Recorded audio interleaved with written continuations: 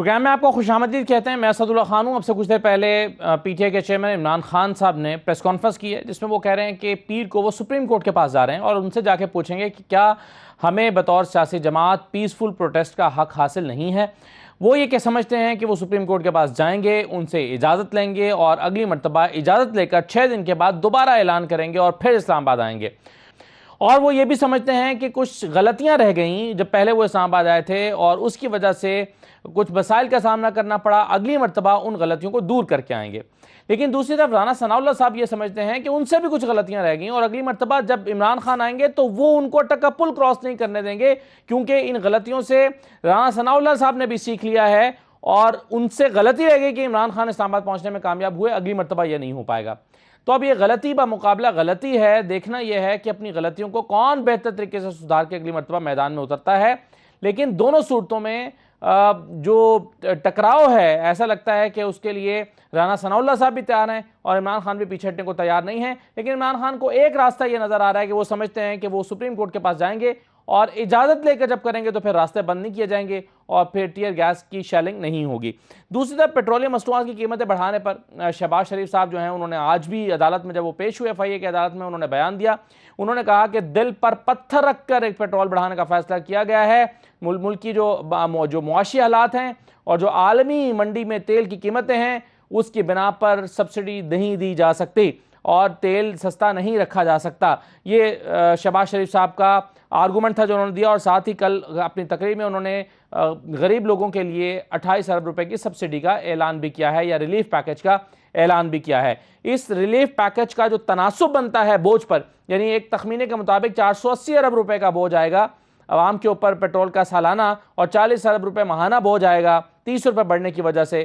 لیکن 28 ارب روپے 500 ارب کا بوجھ اور پھر 28 ارب کا ریلیف, تو یہ کتنا امپیکٹ ڈالے گا, اس پر بھی ہم آج کے پروگرام میں گفتگو کریں. اور دوسرا, عمران خان صاحب کے حوالے سے ابھی تک یہ اسیسمنٹس کی جا رہی ہیں کہ ان کی پارٹی مشکل میں ہے یا وہ جس طرح سے ٹریپ ہوئے ہیں, پھنس گئے ہیں. حکومت نے چیزوں کو بہتر کرنا شروع کر دیا ہے اور اب حکومت کا جانے کا کوئی ارادہ نہیں لگتا ہے. شہباز شریف صاحب کا گزشتہ رات کا جو خطاب تھا اس سے بھی یہی معلوم ہوتا ہے, اور مفتاح اسماعیل کی جو پریس کانفرنس ہے اس سے بھی یہی معلوم ہوتا ہے کہ اب یہ حکومت سٹے کرنے کے لیے یہاں پر ہے. تو ایسے میں عمران خان کیا کریں گے؟ امجد خان نیائی صاحب میرے ساتھ موجود ہوں گے, پاکستان تحریک انصاف کے رہنما. علی گور بلوچ صاحب مجھے جوائن کریں گے, مسلم لیگ نون کے رہنما. اور ڈاکٹر فاروق سلیم صاحب میرے ساتھ موجود ہیں, معاشی تجزیہ کار. میں خوش آمدید کہتا ہوں ڈاکٹر فاروق سلیم صاحب. سب سے پہلے تو مفتاح اسماعیل صاحب نے جو آج پریس کانفرنس میں کہا کہ پیٹرول اصل میں تو 270 روپے ہونا چاہیے, میں آپ کو سنوا دیتا ہوں انہوں نے کیا کہا ہے اپنی پریس کانفرنس میں, سن لیجئے. تو پیٹرول کی مد میں جو ان کا پروگرام تھا وہ یہ تھا کہ 1 پیسے کی سبسڈی نہیں ہوگی. حکومت کو 84 روپے کا نقصان تھا ڈیزل پہ, تو پہلے 84 روپے بڑھائیں, اس کے بعد 30 روپے کی لیوی بڑھائیں, تو وہ بڑھ گئے 114 روپے. 144 کی پرائس تھی تو یہ ہو گیا 258 روپے, اور اس کے اوپر سیل ٹیکس لگائیں. تو شوکت ترین صاحب کے فارمولے پہ عمران خان کی جو عہد عمران خان نے کیا تھا IMF سے, اس کے تحت ڈیزل کی قیمت 300 روپے ہونی چاہیے اور پیٹرول کی قیمت بھی 260-270 روپے ہونی چاہیے. ہم اس فارمولے پہ نہیں جا رہے, نہ ہم ٹیکس لگائیں گے اس کے اوپر, نہ ہم پورا ابھی کاسٹ بھی ریکور کر رہے ہیں. جو شوکت ترین صاحب بار بار کہتے ہیں کہ وہ پیسے رکھ کے چلے گئے, ہمیں بتا دیں کہ کہاں پیسے رکھے ہوئے ہیں. میں بڑی خوشی سے وہ پیسے استعمال کر لوں گا, لیکن کوئی پیسے نہیں رکھے ہوئے. مجھے یہ نہیں پتا ہے, میں سچی بات بتاؤں, کہ پہلی کو بڑھے گی یا نہیں بڑھے گی, کیونکہ 26 کو اتنا پیٹرول بڑھایا ہے تو مجھے نہیں لگتا کہ اتنا مناسب ہوگا کہ 2-4 دن میں پھر سے بڑھا دیا جائے. تو میرے خیال سے شاید نہیں بڑھے گا. ڈاکٹر فاروق سلیم صاحب, یہ جس طرح سے پیٹرول کو مینیج کیا جا رہا ہے, پچھلی حکومت بھی مینیج کرنے کی کوشش کر رہی تھی, انہوں نے بھی اس کو نیچے رکھا. اب یہ حکومت بھی سمجھتی ہے کہ ہونا تو 270 کا چاہیے یا وہاں تک جا سکتا ہے اگر اس پر ٹیکسز وغیرہ لگا دیے جائیں, لیکن ہم اس کو 180 پہ رکھ رہے ہیں, اور پھر یہ کہ یہ 30 روپے شاید اور بڑھ جائے آنے والے دنوں میں, یہ خدشہ بھی موجود ہے. تو پیٹرول کو بہتر طریقے سے کون مینیج کر رہا ہے؟ موجودہ حکومت مینیج کر رہی ہے, پچھلی حکومت مینیج کر رہی تھی, یا دونوں کو نہیں کر رہا ہے؟ دیکھیے, اس وقت ایک ملک ہے پوری دنیا کے اندر جو مہنگا پیٹرول لے رہا ہے عالمی منڈی اور میں بیچ رہا ہے. اب 193 ممالک ہیں جو یونائیٹڈ نیشنز کے ممبر ہیں, اس میں صرف ایک ملک ایسا ہے اور وہ ملک ہے پاکستان. سسٹینیبل نہیں ہے یہ معاملہ جو کہ سابقہ حکومت نے جو فروری کی 28 تاریخ کو جو سبسڈی دی تھی. اگر ذرا سی آپ تاریخ دیکھیں تو سابقہ حکومت کا بجٹ تھا پچھلے سال والا اس میں ایک آئٹم دیا گیا تھا 610 ارب روپے کا پیٹرولیم لیوی. یہ آئی ایم ایف کے ساتھ معاہدہ کیا تھا سابقہ حکومت نے کہ وہ 610 ارب روپے کا ٹیکس لگائیں گے، جس کا مطلب یہ بن رہا تھا کہ 30 روپے فی لیٹر پیٹرولیم لیوی کی مد میں جو ٹیکس لگنا تھا وہ سابقہ حکومت آئی ایم ایف سے ایگریمنٹ کر کے گئی. آپ نومبر کی 22 تاریخ 2021 شوکت کی تقریر نکال کے دیکھ لیجئے. انہوں نے میڈیا کو بتایا تھا، انہوں نے کہا تھا کہ 4 روپے فی لیٹر ٹیکس لگائیں گے اور وہ ہر مہینے لگا کرے گا جب تک وہ 30 روپے فی لیٹر نہیں پہنچ جاتا. ابھی پھر آپ دیکھ لیجئے کہ مئی کی 25 تاریخ کو اسی سال میں جو آئی ایم ایف نے اسٹیٹمنٹ بتائی ہے اس میں انہوں نے ان چیزوں کا ذکر کیا ہے.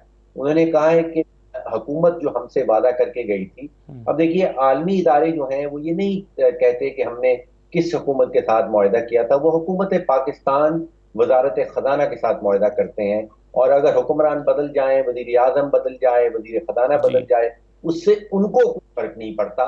حکومت پاکستان نے معاہدہ کیا تھا.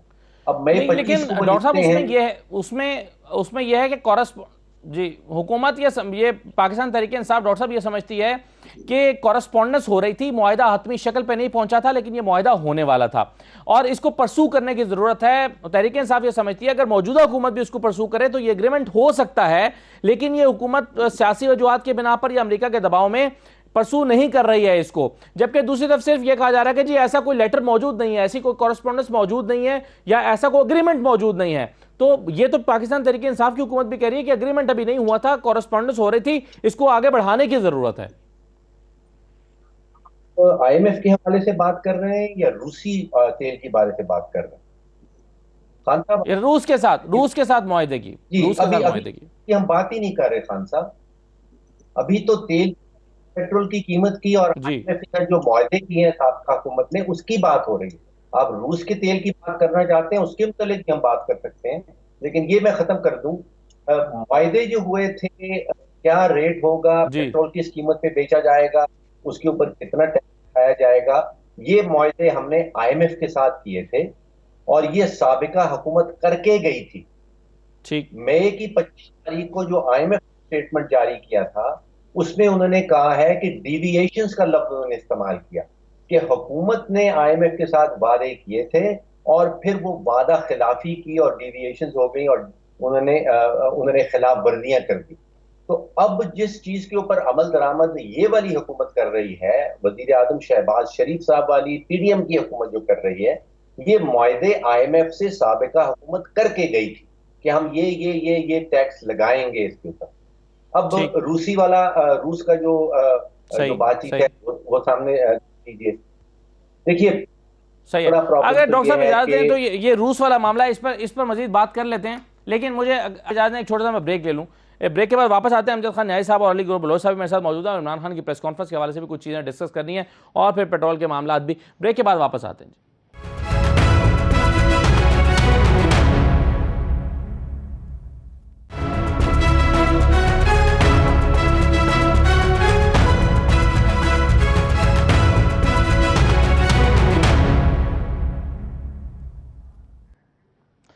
دوبارہ آپ کو خوش آمدید کہتے ہیں. امجد خان نیازی صاحب، آج جو عمران خان صاحب نے پریس کانفرنس کی ہے اور کل بھی انہوں نے گفتگو کی تھی، انہوں نے کہا کچھ غلطیاں ہم سے رہ گئیں، ہم ان غلطیوں کو دور کریں گے اور 6 دن کے بعد دوبارہ میں اناؤنس کروں گا. کچھ اندازہ ہے کیا غلطیاں رہ گئیں جو آپ دور کرنی ہیں نیازی صاحب؟ بسم اللہ الرحمن الرحیم. غلطیوں سے مراد ان کی یہ تھی کہ ہمیں اندازہ نہیں تھا کہ اس قدر ریاستی مشینری کا اور سرکاری مشینری کا ایک نہتے شہریوں پہ جو مطلب پاکستانی ہے، کوئی غیر ملک تو ہے نہیں، جس طریقے کے ساتھ ان پہ تشدد کیا گیا. ہر سطح پہ ہم ہر چیز مینیج تھی، لیکن یہ ہمیں اندازہ نہیں تھا کہ اس حد تک وہ چلے جائیں کہ یہ چیز ہم سے مینیج نہیں ہوئی، تاکہ ہم اس کا بر وقت جو ہے وہ یہ بھی ہم ساتھ لے کے پورا کرتے، اور تاکہ یہ جو تشدد تک یہ لے کے گئے چیزوں کو ہر سطح پہ، یو سی سے لے کے وارڈ سے لے کے ہر جگہ پہ پولیس گردی، اور جس طریقے کے ساتھ جہاں پہ رکاوٹیں ڈالی پی وہاں پہ جو شیلنگ ہوئی ہے، اور پھر وہاں پہ جو زہریلی گیس کے ٹی ایس جو ہے نا وہ فائر کیے گئے. یہ انفارچونیٹ ہے. پھر جو ہے یہ گنز کے ساتھ انہوں نے فائر کیے ہیں جو لوگوں کو لگے. ایون ہمارے ایریا کے لوگوں کو، ہمارے ورکرز کو، ہمارے بھائیوں کو لگے. یہ مطلب افسوسناک تھا اور یہ تیاری نہیں تھی. انشاءاللہ نہیں، تعالیٰ مگر پوری نیاز صاحب تیاری اس کے کا توڑ ساتھ تو جو یہ جو ہے ٹیئر گیسنگ ہے، اس کو تو اگر دوبارہ حکومت یہ فیصلہ کرتی ہے کہ سر آپ پہ اوپر دوبارہ اٹیک کرنا ہے ٹیئر گیس کے ساتھ، شیلز مارنے ہیں، تو اس کا تو توڑ آپ کے کارکنوں کے پاس نہیں ہوگا نا، یہ تو پھر بھی فیس کرنا پڑے گا. اس دفعہ تو رانا ثناء اللہ صاحب بھی یہ سمجھتے ہیں کہ ان سے بھی غلطیاں رہ گئی ہیں، اور غلطیاں نہ رہی ہوتی ہیں تو آپ اٹک کا پل پار نہ کر سکتے، اور وہ اب یہ کہتے ہیں کہ اٹک کا پل اگلی دفعہ پار نہیں کرنے دوں گا آپ کو. تو آپ اگر زیادہ تیاری کے ساتھ آئیں گے تو پھر تو حکومت بھی زیادہ تیاری کے ساتھ آئے گی. اس سے پہلے تو وہ یہ بھی کہتے تھے کہ جی اسلام آباد میں ہم آنے نہیں دیں گے، تو ہم تو اسلام آباد ہی آ گئے. تو بعض یہ روکنے سے، یہ دیواریں جو ہے نا، یہ کھڑی کرنے سے کوئی رکا نہیں ہے، اور تحریک جو سوچ ہوتی ہے نا، وہ سوچ بھی نہیں رکتی. اور میں کہتا ہوں کہ اتنے تشدد، اتنے ظالمانہ اقدامات کے باوجود اگر لوگ یہ سب چیزیں کراس کر کے گئے ہیں، میں آپ کو بتا نہیں سکتا کہ وہاں پہ جو پوزیشن تھی، مطلب کہتے ہیں نا نیچے سے لے کے اوپر تک، حقیقتاً مطلب بڑا دکھ ہوا ہے کہ کیا ہم پاکستانی شہری نہیں تھے، کیا ہم ایک پرامن پروٹیسٹ کرنے جا رہے تھے، ہم کوئی تشدد کی طرف نہیں جا رہے تھے. لیکن جو یہ انہوں نے جو ظالمانہ اقدامات کیے ہیں، بڑا دکھی کیا ہے ہمیں کہ ایسا نہیں ہونا چاہیے تھا. اور اسی لیے ہم سپریم کورٹ کے اندر بھی یہ اپنی درخواست لے کے جا رہے ہیں. صاحب یہ بات بھی تو ہے نا کہ 20 لاکھ لوگ نہیں نکلے. یہ بات بھی تو درست ہے نا کہ 20 لاکھ لوگ نہیں نکلے، ورنہ یہ کنٹینرز اور ٹیئر گیس اور یہ چند ہزار پولیس اہلکار، ان کی کیا حیثیت تھی اس اتنے بڑے موب کے سامنے؟ میری بات سنیں نا.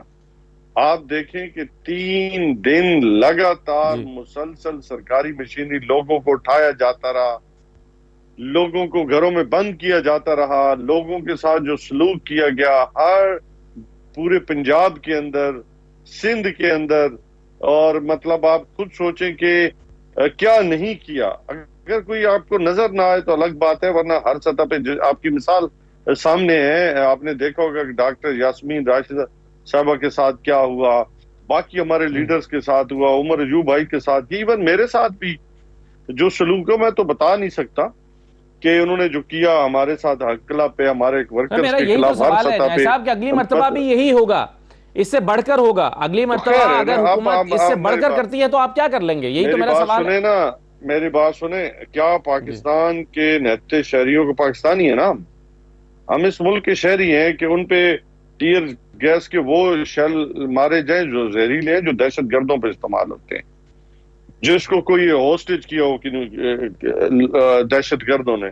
سیکنڈلی انہوں نے جو اپنا پمپ ایکشن گن کے ذریعے جو اپنا جس طرح وہ انڈیا میں ہو رہا ہے، وہ جو گنز استعمال کیے تھے، پائلٹ گن کیا کہتے ہیں اسے، وہ استعمال کی جاتی رہی ہیں. تو مطلب اس سے پہلے تو یہ کام نہیں ہوئے، اور ایسا تو ہم نے کبھی سوچا بھی نہیں ہے کہ اگر یہ کام ہونے ہیں تو ہماری تو کوشش تھی کہ ہم ایک پرامن احتجاج میں جا رہے ہیں. ٹھیک ہے، اگر ان کا یہ اقدامات انہوں نے کرنے ہیں تو ہم بھی مطلب اپنے حفاظتی اقدامات کر کے جائیں گے. پہلے بھی ہم پرامن طور پہ گئے ہیں، پھر بھی ہم پرامن طور پہ جائیں گے، لیکن اپنی تیاری کے ساتھ جائیں گے. اور اس لیے خان صاحب مگر اس سے تو نیاز صاحب دیکھیں نا، اس سے تو ثابت یہ ہوتا ہے کہ اگر 3 دن پہلے حکومت پکڑ دھکڑ شروع کر دے اور گرفتاریاں شروع کر دے، گھروں پہ چھاپے مارنے لگے، آپ کے کارکنان کو پکڑ لے، 1000 1200 1500 بندہ گرفتار کر لے اور آنسو گیس کے شیل مار دے اس دن جس دن آپ نے پہنچنا ہو، تو پھر آپ کا احتجاج کامیاب نہیں ہو سکتا. پھر تو یہ طے ہو گیا نا. کامیابی ناکامی اللہ کے ہاتھ میں ہے، انسان کوشش کرتا ہے. ہماری سوچ ہے، ہم نے کہا ہے کہ ہماری جان میں جان ہے اور ہماری سانس میں سانس ہے، آخری قطرے تک ہم اپنی سوچ کے ساتھ کھڑے رہیں گے. اور اس امپورٹڈ گورنمنٹ کو ہم کبھی بھی نہیں مانیں گے. یہ روحوں پہ قبضے کبھی نہیں ہوئے. دیکھیں جسموں میں ہمیشہ لوگ لاک اپ میں بھی ڈال سکتا ہے، لیکن میں سمجھتا ہوں، آپ کا کیا خیال ہے کہ یہ دھرنا ناکام ہو گیا؟ اس سے بڑا دھرنا میں سمجھتا ہوں کامیاب ہی نہیں. ہم نے تو اسلام آباد کو جو ہے وہ جا کے احتجاج کرنا تھا.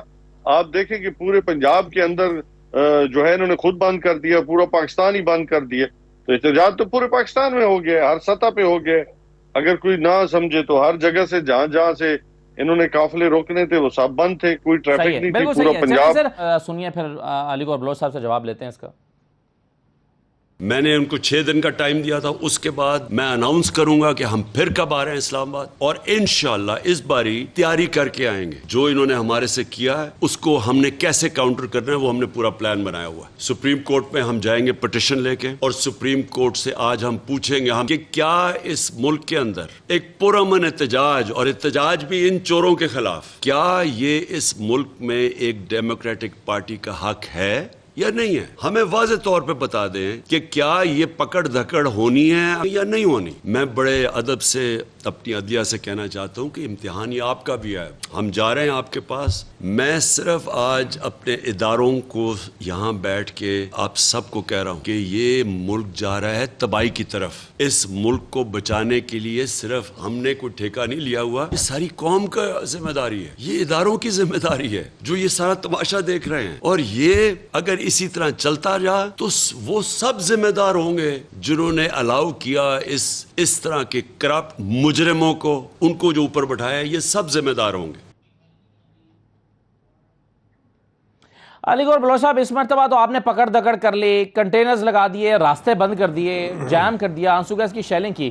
لیکن اگر عمران خان پیر کو جا رہے ہیں سپریم کورٹ کے پاس اور وہاں سے اجازت لے لیتے ہیں کہ پرامن احتجاج ان کا حق ہے, ان کو کرنے دیا جائے, کنٹینرز نہ لگا جائیں, راستے بند نہ کیے جائیں اور شیلنگ نہ کی جائے, تو پھر آپ کیسے روکیں گے ان کو؟ وہ تو تیاری کے ساتھ آ رہے ہیں اس دفعہ. دیکھیں اسداللہ خان, بات بڑی سمپل ہے.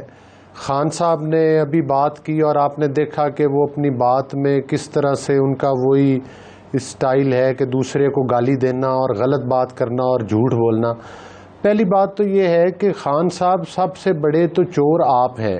جب ظاہر ہے خان صاحب کے آگے مائک بھی پڑا ہوتا ہے, اسکرین بھی لگی ہوتی ہے, تو پھر جو ان کے منہ میں ارلم پرلم آتا ہے وہ پھر بولے جاتے ہیں. اور جو چونکہ انہوں نے پوری قوم کو درس ہی بےہودگی کا, بدتمیزی کا دیا ہے. بات کرنے کا مقصد یہ ہے کہ خان صاحب کو پتا ہے کہ اس سے پہلے انہوں نے 16 سے 17 جلسے کیے ہیں. مگر ہماری یہ بتائیں, یہ رانا ثناء اللہ صاحب کی کہ منہ سے کیا پھول جھڑتے ہیں جب وہ بات کرتے ہیں گور بلوچ صاحب؟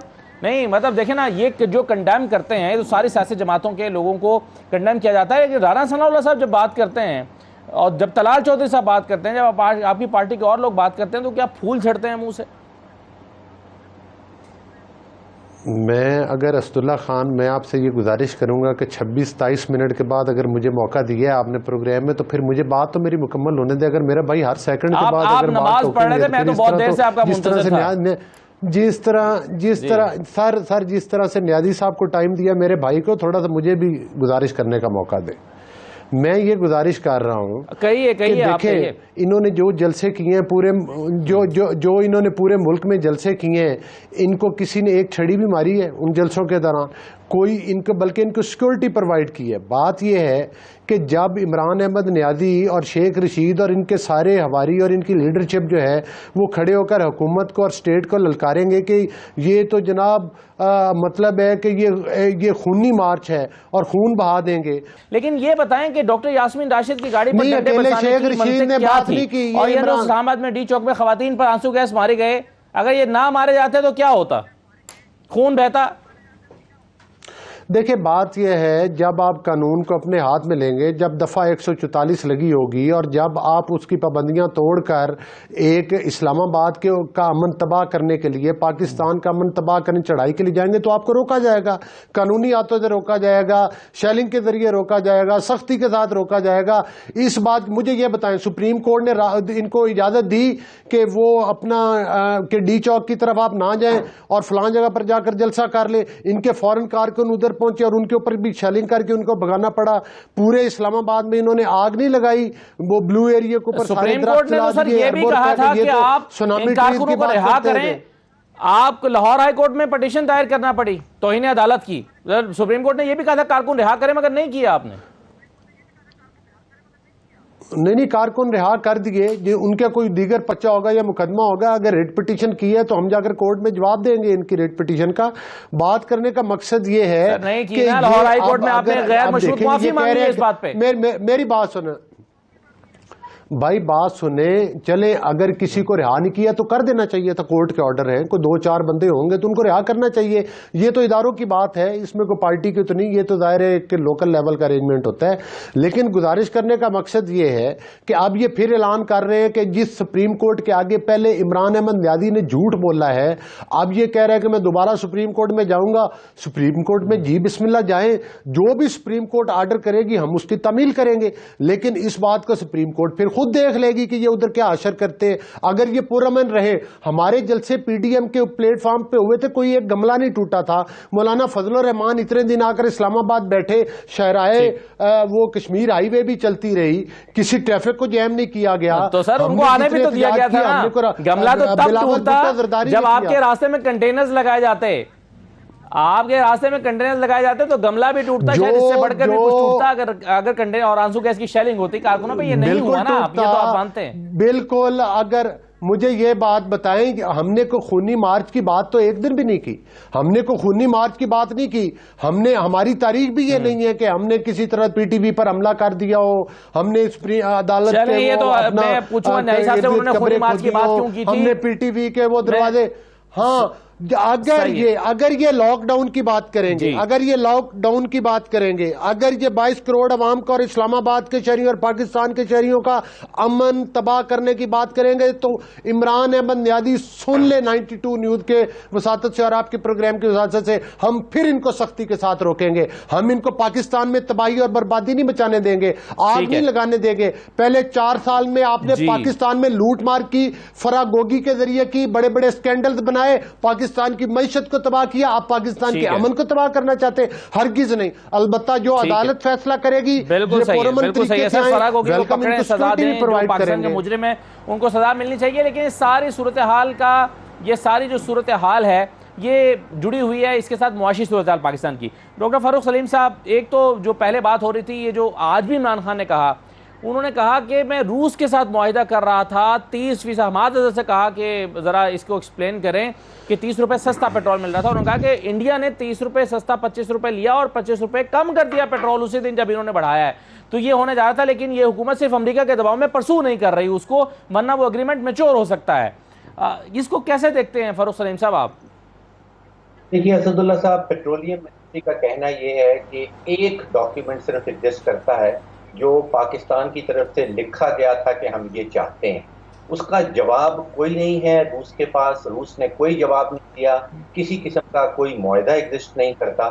اور دوسری چیز جو آپ نے انڈیا کے حوالے سے کی، انڈیا صرف اپنا 6% تیل جو ہے وہ روس سے خرید رہا ہے، اور جس کے جو قیمتیں کم کی گئی ہیں اس کا روس کے تیل سے، جو انڈیا میں قیمتیں کم کی گئی ہیں اس کا روس کے تیل سے قطعاً کوئی تعلق نہیں ہے.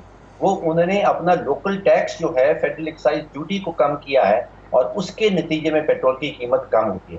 تو یہ ایک جھوٹا بیانیہ ہے، اس کے پیچھے کچھ سچ نہیں ہے. یہ ایک من گھڑت کہانی ہے جو بتائی جا رہی ہے، اور میں سمجھتا ہوں اس سے عوام کو گمراہ کیا جا رہا ہے. اس کے پیچھے حقیقت کچھ نہیں ہے. دیکھیے جو اس قسم کے پولیٹیکل جلسے ہوتے ہیں جن کو وہ سنگین سیاسی واقعہ کہتے ہیں، جس طرح کی لانگ مارچ ابھی پی ٹی آئی نے کی، اس سے معیشت کو بہت نقصان پہنچتا ہے. آئی ایم ایف کی ایک بڑی ڈیٹیل سٹڈی ہے، انہوں نے کوئی 34 ممالک میں یہ سٹڈی کی ہے، اور وہ یہ کہتے ہیں کہ اس قسم کا جب واقعہ ہوتا ہے تو تقریباً 1% آف جی ڈی پی، یعنی کہ پاکستان کے حوالے سے ایک مارچ ایسی جو ہوتی ہے اس میں $4 ارب کا ملک کو نقصان ہوتا ہے. آپ سمجھیے کہ 800 ارب پاکستانی روپے کا نقصان ہوتا ہے، اور وہ تقریباً 18 مہینے تک اس کا اثر جو ہے وہ معیشت کے اوپر رہتا ہے. تو آپ سوچئے کہ ایک اس قسم کی لانگ مارچ جو ہوتی ہے، چاہے وہ کسی بھی حکومت کے پیریڈ کے دوران ہوئی ہو، جو پرانی لانگ مارچز ہیں ان کا بھی نقصان ہوتا ہے. یہ 25,000 روپے فی پاکستانی، ہر پاکستانی خاندان کے حصے کا نقصان بنتا ہے. 25,000 rupees for every Pakistani family. دیکھیے، ہم نے بنیادی نقطہ یہ ہے کہ کیا ہم نے جتھے کی حکومت کو حکومت کی اجازت دینی ہے یا قانون کی حکمرانی ہونی ہے. اصل سوال یہ ہے کہ پی ٹی آئی اور عمران خان صاحب جو ہیں سابق وزیر اعظم، وہ جنگ ہارے ہیں پارلیمنٹ کے اندر. جو ہاری ہوئی جنگ پارلیمنٹ کے اندر ہے اس کو اب وہ سڑکوں پہ جیتنا چاہتے ہیں. تو یہ ایز اے قوم، ایز این عدالت، باقی اداروں نے یہ سوچنا ہے کہ کیا اس چیز کی اجازت ہم نے دینی ہے کہ جو پارٹی جنگ پارلیمنٹ میں اندر ہارے اس کو کیا سڑکوں میں وہی جنگ جیتنے کی اجازت ہونی چاہیے یا نہیں؟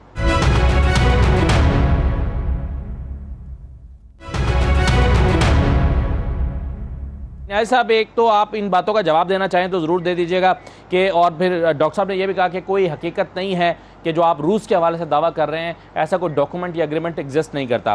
دوسرا، میں آپ کو مفتاح اسماعیل صاحب کا بیان سنوانا چاہتا ہوں جس میں وہ اپنا پورا معاشی پلان سامنے رکھ رہے ہیں۔ آپ کو بڑی امید تھی کہ ہم آنے والے دنوں میں اگر معیشت نہیں سنبھلتی ان سے، اتنا مہنگائی کا طوفان آئے گا، معیشت کا دباؤ آئے گا، ڈالر بڑھتا چلا جا رہا ہے تو یہ حکومت خود چھوڑ دیں گے، لیکن اس کے برعکس ایسا لگتا ہے کہ حکومت اب چیزیں مینج کرنا شروع ہو گئی ہے۔ نیاز صاحب ذرا سنیے مفتاح اسماعیل صاحب کی پریس کانفرنس کا ایک ٹکڑا۔ اس کے علاوہ جو سعودی عرب ہماری کچھ اور مدد کرنا چاہ رہی ہے، میں ابھی وہ ڈسکلوز نہیں کروں گا لیکن جولائی میں اس کی بات کروں گا۔ آئی ایم ایف سے $3 بلین آنے کے ہیں اور ہم نے کہا ہے، ان سے ریکویسٹ کی کہ پروگرام کو 1 سال ایکسٹینڈ کر لو اور پروگرام کے اندر $2 بلین اور ڈال دو۔ میں سمجھتا ہوں کہ وہ پروگرام کو ایکسٹینڈ بھی کر دیں گے اور انشاءاللہ $2 بلین ڈال بھی دیں گے، تو آئی ایم ایف سے 3 کی جگہ 5 ہو جائیں گے۔ اگر 5 نہیں بھی ہوتے تو 4 تو ضرور ہو جائیں گے۔ آئی ایم ایف کے پیسوں کے لیے ضروری سے زیادہ ہوتے ہیں کہ اور دوسری جگہ کھل جاتی ہے۔ مثال کے طور پر اسی مالی سال میں ہم سمجھتے ہیں کہ تقریباً $1 بلین سے زیادہ ہم کو ورلڈ بینک کے پیسے مل جائیں گے پیس اور رائس میں، ایشین انفراسٹرکچر ڈیولپمنٹ کے پیسے ملیں گے، ایشین ڈیولپمنٹ بینک کے بھی کچھ پیسے ہمارے ساتھ اور ہیں، اس کے ساتھ ایشین ڈیولپمنٹ بینک کے $1.5 ملین نومبر سے پہلے ایک اور آئیں گے، ورلڈ بینک کے ساتھ جو ہماری پائپ لائن ہے وہ $8.9 بلین کی ہے۔ تو ہم سمجھتے ہیں کہ ایک مرتبہ آئی ایم ایف سے یہ ان لاک ہو جائے گا تو بہت زیادہ پیسے ہم کو ملٹی لیٹرل سے اویلیبل ہیں جو مل جائیں گے۔ نہیں صاحب، آپ یہ توقع کر رہے تھے کہ موجودہ حکومت سیاسی صورتحال سے گھبرا کے یہ حکومت خود چھوڑ دے گی اور آپ کی جھولی میں ڈال دے گی، اور الیکشن آپ مانگ رہے ہیں 6 دن میں، تاریخ مانگ رہے ہیں، لیکن وہ تو پیسے کی ریل پیل سنا رہے ہیں کہ چند ہفتوں میں، چند مہینوں میں پیسے کی ریل پیل ہوگی، تو آپ کیا توقع لگائے بیٹھے ہیں نیاز صاحب؟ پہلی بات تو یہ ہے کہ ابھی ایک میرے دوست نے جو تبصرہ کیا، جو پرائم منسٹر کسی ملک کا دورہ کرتے ہیں نا تو وہ وہاں پہ جا کے پکوڑے نہیں کھانے جاتے۔ لازمی بات ہے کہ وہاں پہ ہر سطح پہ ایک ڈائیلاگ ہوتے ہیں اور اس ڈائیلاگ کے نتیجے میں آپ کے ایگریمنٹس ہوتے ہیں۔ جب پرائم منسٹر عمران خان صاحب تھے، رشیا گئے تو لازمی بات ہے وہاں پہ بات چیت ہوئی ہے اور وہاں پہ ان کا مطلب اتفاق ہوا ہے بہت ساری چیزوں پہ، جس کو خود رشیا نے انڈورس بھی کیا ہے کہ پاکستان کے اندر مداخلت ہوئی ہے اور رجیم چینج ہوئی ہے۔ یہ ان کا آن ریکارڈ چیزیں ہیں۔ سیکنڈلی آپ نے کہا کہ یہ پیٹرولیم مصنوعات کے حوالے سے، سستا پیٹرول خریدنے کے حوالے سے تو کوئی ڈاکومنٹ وزارت خزانہ میں ایگزسٹ نہیں کر رہا۔ سوال یہی پیدا ہو رہا ہے حکومت کہہ رہی ہے ایسا کوئی ڈاکومنٹ میری بات سنیں نا، آپ میری بات سن لیں نا۔ جب آپ کو پتہ ہے کچھ چیزیں ہوتی ہیں آن دی اسپاٹ، کچھ ہوتی ہیں پہلے آپ کے ایگریمنٹس ہوتے ہیں۔ آپ وہاں پہ گئے، آپ نے ایک چیز کو منوا لیا کہ آپ دیکھیں، انہوں نے پیوٹر نے بات کی، خان صاحب نے بات کی، تو دونوں کا ایک چیز پہ اتفاق ہو گیا کہ ہم آپ کے ساتھ تجارت میں آپ کے ساتھ کرنے پہ تیار ہیں۔ تو بات صاف سی، اگر کسی کو سمجھ نہ آئے، اس کے لیے ہماد اظہر صاحب کئی دفعہ پریس کانفرنس بھی کر چکے، شوکت ترین صاحب بھی کر چکے ہیں، وہ ڈاکومنٹ بھی دکھا چکے ہیں۔ اگر پھر بھی کسی کو اگر سمجھ نہیں آتا تو ان کا اپنے آنکھیں کس کی بند ہے، کان بند ہے، تو ہمارا اس کا کچھ بھی نہیں کر سکتے۔ اللہ تعالیٰ ان کو ہدایت دے اگر وہ سچ نہیں سننا چاہتے تو۔ دوسری بات یہ ہے کہ آپ نے کہا کہ آئی ایم ایف ہمیشہ جب غلام بنائے جاتے ہیں تو انہیں کچھ نہ کچھ کشکول میں ڈالا جاتا ہے تاکہ وہ جو قوم ہے نا پوری طرح ہمارے قابو میں آ سکے۔ ہے تو ہمیں کیا ادھار مل رہا ہے نا، مفت میں تو پیسے نہیں ہیں۔ اور جس ریٹ پہ آج دیکھیں آپ نے قوم کو، آپ نے کتنے % قوم کو مشکل میں ڈال دیا، 30 روپے ان کے اوپر اور بوجھ ڈالیں گے۔ تو آپ غلام، ان کے غلام ابن غلام بنانا چاہتے ہیں اور کیا کرنا چاہتے ہیں اس سے زیادہ؟ آپ کیا، آپ نے انڈیپینڈنٹ پالیسی بنائی، یہ سارے بینیفٹس، یہ فائنینشیل بینیفٹس تو آپ نے بھی لیے تھے نا۔ آپ کی حکومت بھی آئی ایم ایف کے پاس گئی، سعودی عرب کے پاس گئی، یو اے ای کے پاس گئی، چائنا کے پاس گئی۔ نیاز صاحب آپ بھی تو ساری مدد مانگتے رہے اور لیتے رہے نا۔ میری بات سنا، ہم لیٹ تو نہیں گئے تھے نا، ہم ایک پروگرام لے کے گئے تھے، اس کے پروگرام کے مطابق ہم اپنے لوگوں پہ بوجھ بھی کم ڈال رہے تھے اور اپنی پالیسیز لے کے آ رہے تھے۔ جب ہم نے گورنمنٹ سنبھالی تو اس وقت پاکستان کی، مجھے بتائیں کہ ہمیں جو ملا پچھلے، جو یہ گن ملا تھا 72 سال کا، کیا پاکستان کی اکانومی ڈاکومنٹڈ ہے؟ نہیں ہے۔ کیا انہوں نے ہمیں ڈاکومنٹڈ کر کے دی تھی جس کو ہم نہیں کر سکے؟ لیکن پھر بھی ہم نے جو ٹیکسیشن تھی اس میں اضافہ کیا، ہم نے کرنٹ ڈیفیسٹ میں کمی لائی، اور جو آپ کا کرنٹ اکاؤنٹ بجٹ تھا اس میں ہم نے، آپ نے دیکھا کہ کئی دہائیوں کے بعد اس کی بہتری آئی ہے. آپ کی انڈسٹری، ٹیکسٹائل انڈسٹری بہتری میں گئی، لارج مینوفیکچرنگ انڈسٹری آپ کی بہت اوپر بوم میں جا رہی تھی. آپ کے کنسٹرکشن انڈسٹری، آپ کی جو پاکستانی جو تھے 30 ارب ڈالر بھیجنے، مطلب آپ دیکھیں کہ ایک سال کے اندر آ رہا تھا. یہ ہماری پالیسیز تھی، لوگوں کا ہم پہ اعتماد تھا، اور خود ورلڈ بینک IMF نے مانا کہ پاکستان کی جو گروتھ ہے وہ 6% تک جا چکی ہے.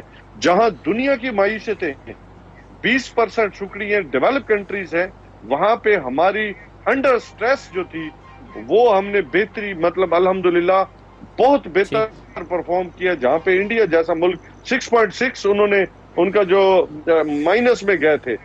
جہاں تک ان امپلائمنٹ تھا، انڈیا ہم سے بہت ریجن میں سب سے کم امپلائمنٹ کرونا میں ہماری مطلب تھی کہ ہم نے اپنے لوگوں کو بھی بچایا اللہ کی مدد سے. دیکھیں سب چیز من جانب اللہ ہے، اللہ کی مدد سے ہم نے لوگوں کو بھی بچایا، اور ہم نے اپنے لوگوں مطلب معیشت بھی مگر بہتر چلیں کر یہ نقطہ رہ گیا. میں واپس آتا ہوں آپ کے پاس کہ اب حکومت تو جاتی ہوئی نظر نہیں آ رہی. آپ کا پلان تھا کہ حکومت چلی جائے گی، اس میں مزید بعد میں بات کرتے ہیں، لیکن ایک میں بیان آپ کو شہباز شریف کا سنوانا چاہتا ہوں.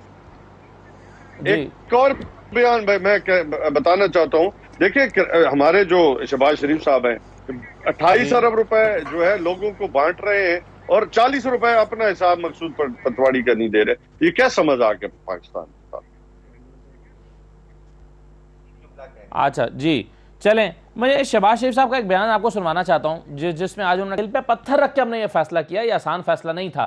سنیے شہباز شریف نے کیا کہا ہے، پھر میں بلوچ صاحب کے پاس جاتا ہوں. جی، لوگوں کی طرف سے دوائی نہیں ہے اور علاج کے پیسے نہیں ہیں، کاروبار نوکری نہیں ہے، اور مہنگائی آسمان سے باتیں کر رہی ہے، تو ہم نے پتھر پر دل پہ پتھر رکھ کر یہ فیصلہ کیا. مگر میں نے ماہانہ 28 ارب روپیہ قومی خزانے سے خرچ کے پاکستان کے پھنسے ہوئے کروڑوں لوگوں کے لیے میں نے دی انشاءاللہ 2000 روپیہ. کل حمزہ شہباز نے بھی یہی کہا تھا کہ ہم نے پیٹرول کی قیمتیں بڑھائی ہیں، دل پہ پتھر رکھ کے بڑھائی ہیں. کل رات کو جو تقریر کی تھی شہباز شریف صاحب نے، اس میں بھی جو خطاب کیا تھا اس میں بھی یہی کہا تھا. علی گوہر بلوچ صاحب، کوئی بھی حکومت آسان فیصلہ نہیں ہوتا حکومت کے لیے پیٹرول کی قیمتیں بڑھانا. عمران خان نے بھی اگر قیمتیں بڑھائی تھی تو دل پہ پتھر رکھ کے بڑھائی تھی. آپ بھی بڑھا رہے ہیں تو دل پہ پتھر رکھ کے بڑھا رہے ہیں. یا آپ کے پتھر میں ان کے پتھر میں کیا فرق ہے؟ دیکھیں بات بڑی سمپل ہے کہ جو یہ مطلب ہے کہ پیٹرول کی قیمتیں بڑھی ہیں، وہ جو انہوں نے IMF کے ظالمانہ شکے مانی. دیکھیں قرضے تو ہم نے اپنے سابقہ دور میں بھی لیے تھے، نون لیگ نے لیے تھے، لیکن ابھی نیازی صاحب بات کر رہے تھے، لیکن نیازی صاحب کو یہ سوچنا چاہیے کہ ان کی حکومت نے تو پاکستان کے 72 سالہ قرضے ایک طرف اور صرف عمران احمد نیازی صاحب کے دور کے لیے ہوئے قرضے ایک طرف. پھر اگر آپ نے قرضے لیے بھی تھے تو آپ بلوچ صاحب یہ ویسے ایک چیز میں آپ کو صرف، اگر آپ پھر انٹرپشن کو مائنڈ نہ کیجئے گا، میں ایک پوائنٹ صرف آپ کے سامنے رکھنا چاہتا ہوں. آپ یہ جو دیکھیں کل مفتاح اسماعیل صاحب نے پریس کانفرنس کی تھی، اس میں انہوں نے کہا تھا کہ میں IMF کو ذمہ دار نہیں ٹھہراتا، دنیا کا کوئی ملک مہنگا تیل لے کر سستا نہیں بیچ سکتا. یہی فاروق سلیم صاحب بھی کہہ رہے ہیں، آپ ابھی پوچھ لیجیے ان سے، یہ کہیں گے. تو یہ IMF کے ساتھ معاہدے کا قیمتیں بڑھانے سے تعلق نہیں ہے کہ عالمی منڈی میں بڑھنے کی وجہ سے قیمتیں بڑھائی گئی ہیں. یہ مفتاح اسماعیل صاحب نے کل خود ایڈمٹ کیا ہے. دیکھیں میں تو وہی بات کر رہا ہوں کہ جن شرائط پر ان کی حکومت نے IMF کے ساتھ ایگریمنٹ کیے تھے، اور وہ مطلب اتنی مطلب یہ ایز اے حکومت ان سے نیگوشیٹ تو کر سکتے تھے نا. ہم تو انہی جو انہوں نے ٹرمز اینڈ کنڈیشن ہمارے آنے سے پہلے آلریڈی IMF سے ڈیسائیڈ کیا، ہم تو وہ بھگت رہے ہیں. ظاہر ہے اب اگر ہم کرتے ہیں تو وہ آپ کو اگلی قسط نہیں دیں گے، تو اس کے لیے تو اب ہمارے پاس تو پوزیشن نہیں کہ ہم ان کے ساتھ. نہیں سر، میں یہی کہہ رہا ہوں نا، فردر کوئی ایسا اگر IMF سے معاہدہ نہ ہوتا. اچھا بلوچ صاحب یہ بتائیں، ایک منٹ یہ بتائیں، اگر IMF کے ساتھ حکومت کا اس وقت تحریک انصاف کی حکومت کا IMF کے ساتھ کوئی پروگرام نہ چل رہا ہوتا، آپ مہنگا تیل خرید کے سستا بیچ سکتے تھے اکانومی کو، یا پاکستان کی اکانومی میں؟ نہیں دیکھیں، اس میں یہ ہوتا ہے کہ آپ کے پاس کئی اینڈ پہ اللہ کرے کہ پاکستان ان حالات سے باہر آ جائے، اور کوئی ضروری تو نہیں کہ ہماری جو آنے والی نسلیں ہیں ان کا مقدر یہ قرضے اور یہی چیزیں ہیں. اگر ایسی صورتحال ہو، آپ کے منہ میں گھی شکر کے جس چیز کا آپ تقاضا کر رہے ہیں، تو اس کے تو بے شمار طریقے ہیں کہ آپ اپنی عوام کو کمپنسیٹ کر سکتے ہیں. آج تو دیکھیں نا، وہ آپ پر پابندی لگاتے ہیں کہ آپ سبسڈی بھی نہ دیں. اگر آپ کے پاس خزانے میں وافر پیسہ ہے تو آپ اپنی عوام پہ اربوں روپے خرچ کر سکتے ہیں. آپ ان کو 10 روپے لیٹر بھی دے سکتے ہیں اگر آپ کی جیب میں پیسے ہیں تو اس میں تو کوئی ملک ظاہر ہے ڈکٹیشن آپ کو تبھی لینی پڑتی ہے جب ان کے آپ نے مشکل شرائط کے اوپر قرضے لیے ہوتے ہیں. اور سب سے افسوسناک بات، اگر ہم نے قرضے لیے، ہم نے پاکستان کی روشنیاں بحال کی، لوڈ شیڈنگ کا خاتمہ کیا، ہم نے ملک میں موٹر ویز بنائے، ہم نے سی پیک جیسا مطلب ہے کہ ایک شاندار منصوبہ تو پاکستان میں لے کر آئے. بھائی آپ نے تو اربوں روپے کے قرضے لے کے کھا پی کے ہڑپ کر لیے اور ڈکار لگا دیے. آپ کا تو کہیں آپ نے نائی کی دکان تک نہیں کھولی، آپ نے کہیں ایک اینٹ تک نہیں لگائی، کہیں ایک جھونپڑی تک نہیں بنائی. آپ نے تو یہ بھی نہیں کیا کہ پورے پنجاب میں آپ نے حکومت کی ووٹ چرا کر آپ نے ایک ٹیچر تک بھرتی نہیں کیا.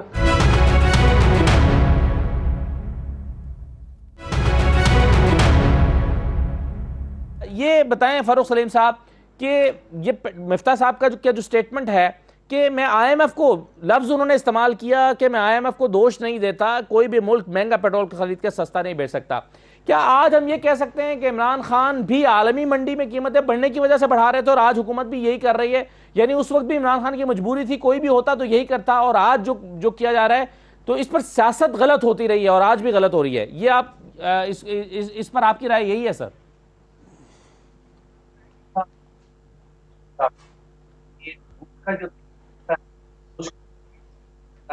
اور پاکستان میں چیز بنی ہوئی ہیں وہ ریفائن نہیں کر سکتے.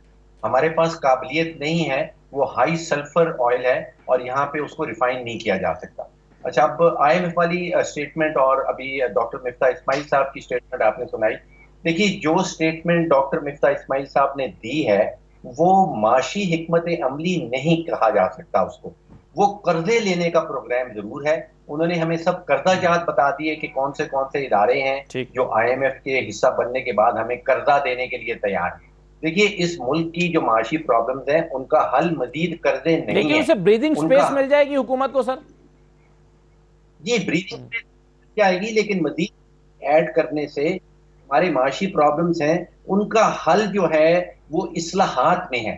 اگر آپ پبلک سیکٹر انٹرپرائز میں 2000 ارب کا نقصان کر چکے ہیں، اگر آپ بجلی کے سیکٹر میں 2500 ارب کا گردشی قرضہ لے چکے ہیں، اگر 4 ارب ڈالر کی گیس اس ملک میں چوری ہو جاتی ہے، وہ اصلاحاتی اقدام ہیں. وہ حکمت عملی کا حصہ ضرور بن سکتے ہیں. وہ والی حکمت عملی جو ہے اس کا ابھی تک ہمیں کچھ بریف نہیں دیا گیا شہباز شریف صاحب کی حکومت کی طرف سے. یہ قرضہ لینے کی پروگرام جو ہے، یہ اس کو آپ حکمت عملی نہیں کہہ سکتے ہیں. صحیح ہے، بالکل یہ قرضوں کا پروگرام ہے، لیکن عارضی طور پر شاید ایک جو بالکل وینٹیلیٹر پر پڑی ہوئی معیشت ہے اس میں کچھ تھوڑا سا اس کو ایک سانس مل جائے. نیازی صاحب یہ بتائیں کہ وہ ایک سوال تو میرا پہلے رہ گیا کہ آپ کو لگ رہا تھا کہ یہ حکومت تو اپنے معاشی جو اس وقت ملک کی صورتحال ہے اس سے بورڈ سے تلے دب کے حکومت چھوڑ دے گی، وہ تو نہیں ہونے جا رہا. تو آپ 6 دن میں کس طرح سے مانگ رہے ہیں حکومت؟ اور دوسرا سوال بلوچ صاحب کا تھا کہ آپ نے قرضے لیے تو ان قرضوں کا کیا کیا؟ کھا پی گئے، سارے ساتھ لے گئے؟ یہ سب جو قرضے لیے گئے نا، تو ان کا جو ڈالا ہوا گن تھا، یعنی کہ جو ان کے لیے ہوئے قرضے تھے نا، آپ دیکھیں اس کے اوپر شوکت ترین صاحب نے کیا دیا، پوری شیٹ بنا کے دیے کہ جو قرضے لیے گئے وہ کس حساب سے واپس کیے گئے. جب ہم گورنمنٹ میں آئے تھے پاکستان تحریک انصاف، اس وقت آپ کو یاد ہوگا اس وقت آپ کے پاس کتنا ڈالرز، آپ کے پاس کتنے پڑے تھے اور آپ کی حالت کیا تھی. آپ تو آلموسٹ دیوالیہ ہو چکے تھے. یہ ہم نے اس کو ریکوری میں لے کے سٹیبل کیا اور پھر الحمدللہ آج دنیا مانگ رہی ہے کہ آفٹر 1.5 ڈیکیڈ کے بعد جو ہے 2 ڈیکیڈز کے بعد پاکستان جو ہے وہ ٹریک پہ آ گیا. میں نہیں کہہ رہا تھا، یہ اکانومسٹ کہہ رہے تھے، گلوبل اپنے جو وہ کہہ رہے تھے، آئی ایم ایف کہہ رہا تھا، ورلڈ بینک کہہ رہا تھا، جتنے بھی اشاریہ ناپنے والے، جتنے بھی اکانومی کو دیکھنے والے لوگ تھے وہ کہہ رہے تھے. تو آپ خود سوچیں کہ ہم نے پاکستان کو پھر آپ دیکھا کہ جب ووٹ آف کانفیڈنس آیا تو اس کے بعد سے آپ کیا پوزیشن ہے. اور مجھے یہ بتایا کہ جب سے امپورٹنٹ گورنمنٹ ہم پہ مسلط ہوئی ہے انہوں نے معاشی طور پہ کتنے اجلاس کیے ہیں، اس کے اوپر انہوں نے کیا سٹیپس لیے ہیں، سوائے آج انہوں نے جو نوید سنائی ہے کہ ہم قرضے دوبارہ کشکول اٹھا کے بھاگ رہے ہیں ضرور، اور ہر ایک ملک کے پاس اتنے قرضے لے کے آئیں گے تاکہ جو بھی نئی گورنمنٹ آئے گی تو اس کے گلے میں یہ پھندا ڈال کے جائیں گے نا، اور کیا کریں گے؟ جب ہم گئے تھے اس وقت کہاں لوڈ شیڈنگ تھی، کہیں پہ بھی نہیں تھے، ہر چیز اپنے انداز سے بہتر چل رہی، کون سا ادارہ ایسا نہیں تھا جو بہتری کی طرف نہ گیا ہو؟ مجھے جب ہم آئے تھے تو مجھے کوئی ایک ادارہ ایسا بتا دیں جو بہت بہتر حالت میں چل رہا ہو۔ ہم نے پی آئی اے کو بہتر کیا، ہم نے ہر ایک ادارے کو بہتر کیا، مطلب ہم نے کوشش کی کہ وہ انڈسٹری آگے بڑھے، لوگ آگے، ان کے پیسہ، ایون کسان ہے، ان کو 1100 ارب روپے ایکسٹرا گئے، اس سے آپ دیکھیں کہ آپ کا رورل سائڈ جو تھا وہ دوبارہ پیروں پہ کھڑا ہو گیا تھا کہ عرصے کے بعد۔ تو بات یہ ہے کہ کوئی نہ مانے تو الگ بات ہے، ہم تو اپنی پوری جو ہمیں سکت تھی 3.5 سال میں ہمیں جو ملا تھا گند 72 سال کا، اس کو آپ دیکھیں، ایک چیز ٹوٹی ہوئی ہو، ٹوٹا ہوا مکان ہو، اس کو جوڑنے میں آپ کو ٹائم لگتا ہے۔ پھر دیکھیں آپ نے جو مہنگی بجلی کے جو معاہدات تھے جو ہمارے گلے کا پتہ تھے، انہوں نے کیوں نہیں ہائیڈل پاور سٹیشنز پہ کام کیا؟ ہم نے آتے ہوئے ڈیمز پہ کام شروع کرا دیا۔ آپ دیکھیں یہ جو ابھی کہہ رہے تھے کہ جی ڈیمز پہ کہاں کام، اور اللہ کا شکر ہے سب سے پہلے اسی جگہ پہ پہنچ گئے تصویر کھنچوانے کہ جی ڈیم پہ جی کام 26 میں نہیں 23 میں کریں۔ بات سمجھنے کی ہے، کوئی اگر عقل کی بات کرے، ہم نے ملک کی اکانومی کو بھی ٹھیک کیا، الحمدللہ ہمیں فخر ہے۔ ہاں دیکھیں اکثر میں اکثر کہتا ہوں، جو ایک بیمار ہے نا، بیمار ہے تو وہ ہاسپٹل میں جاتا ہے، اس کو انجیکشن دیتے ہیں، وہ اٹھ بیٹھتا ہے، لیکن ایک سکول میں جب بچہ جاتا ہے وہ نالائق ہوتا ہے نا، تو اس کو 1 سال 2 سال چاہیے ہوتے ہیں اس کو اپنے اس پلیٹ فارم تک آنے کے لیے، تاکہ وہ جو ہے وہ سب بالکل صحیح ہے۔ تو آپ کو وقت لگا، بالکل صحیح ہے، مگر بلوچ صاحب میں آخر میں آپ نے گند ڈالا 72 صاحب، جی ٹھیک ہے، جی آپ صحیح کو ہے، ٹھیک کرنے میں بھی تو وقت لگ۔ چلے میرے پاس وقت ختم ہو گیا، بہت شکریہ تمام کا پروگرام میں شرکت کرنے کے لیے۔ امجد خان نئی صاحب، علی گڑھ بلوچ صاحب اور ڈاکٹر فاروق سلیم صاحب پروگرام میں شرکت کرنے کا شکریہ، اجازت دیجیے، اللہ حافظ۔